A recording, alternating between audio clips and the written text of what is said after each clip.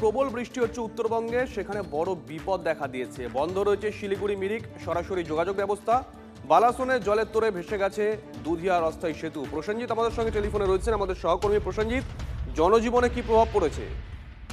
দেখো, গতকাল রাত থেকে প্রবল বৃষ্টির জেরে একদিকে জনজীবনে ভালো প্রভাব পড়েছে, কারণ গত কয়েকদিন ধরে প্রচন্ড গরম এবং গুমোট একটা পরিস্থিতি তৈরি হয়েছে। সেই জায়গা থেকে এই মুহূর্তে উত্তরবঙ্গের যে পরিবেশ তা অনুকূল, কিন্তু আবার প্রবল বৃষ্টির জেরে পাহাড়ে বিভিন্ন এলাকায় ব্যাপক ক্ষয়ক্ষতি হয়েছে, যেমন দুধিয়ার অস্থায়ী সেতু, সেই সেতু ক্ষতিগ্রস্ত হয়েছে।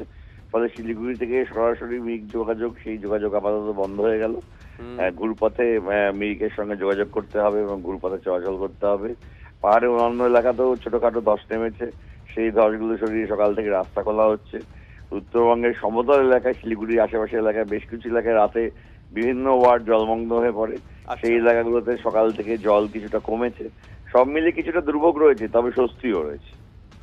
ধন্যবাদ।